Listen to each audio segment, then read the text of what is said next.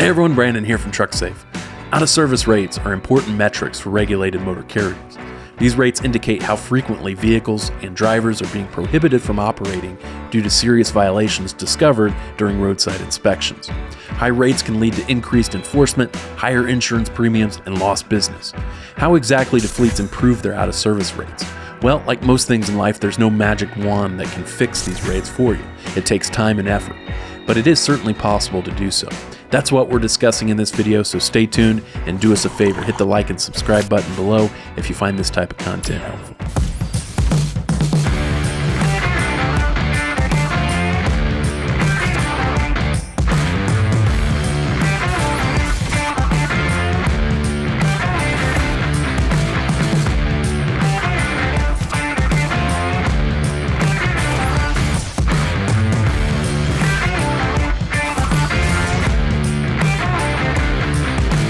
Alright, before you can fix out-of-service rates, you need to first understand where to find them and what they are telling you. The FMCSA's Safer system displays out-of-service rates for all regulated carriers. Type in the name or US DOT number for any regulated fleet, and you'll have access to its out-of-service rates. As you see in this example, the FMCSA tracks out-of-service rates across 4 separate categories: vehicle, driver, hazmat, and intermodal equipment provider, or IEP. Unless you haul hazmat or are an intermodal equipment provider, your 2 most critical rates will be your vehicle and driver. Your out-of-service rates are a function of how many times your vehicles or drivers have been placed out of service in relation to the total number of vehicle and or driver inspections you have had over the past 24 months. So, if you've had 100 driver inspections over that time frame and 5 of your drivers were placed out of service, your driver out-of-service rate would be 5%.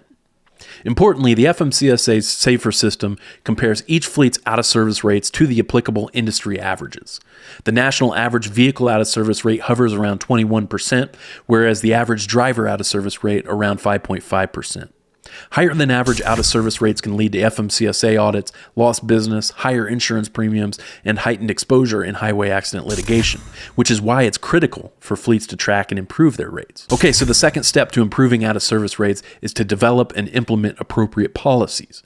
The key to improving rates is to minimize the occurrence of significant roadside violations.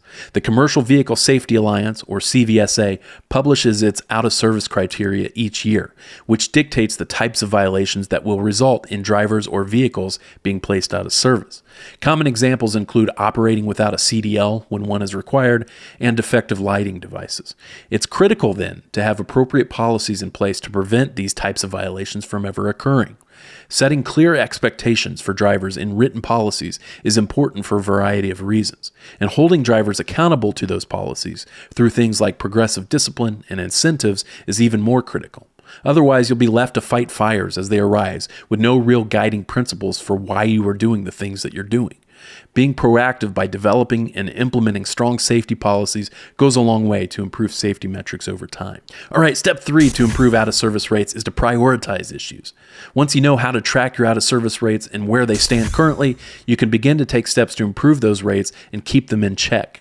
If you found yourself in a situation with higher than average out-of-service rates, it's easy to become overwhelmed with the prospect of improving those rates. Where do you even start? Knowing your actual rates is only half the picture. You need to also understand exactly what types of issues are causing your rates to be elevated. To do this, you'll need to dive into your Safety Measurement System, or SMS account, which we've discussed in other videos. In short, since 2010, the FMCSA has used its Compliance Safety Accountability, or CSA system, to prioritize federally regulated motor carriers for enforcement action. The SMS system is one major component of CSA, which ranks carriers against their peers in 7 categories known as the basics. The agency calculates a motor carrier's CSA scores, also known as SMS scores, with data gathered through roadside inspections, crashes, and investigations that have occurred within the last 24 months. Violations discovered through inspections and/or investigations are assigned to one of 7 categories, again known as basics, and then they're weighted in part on their severity and how recently they occurred. Each carrier's performance is then evaluated against similarly situated motor carriers in each basic, and then the carrier is assigned a percentile score in each of those basics.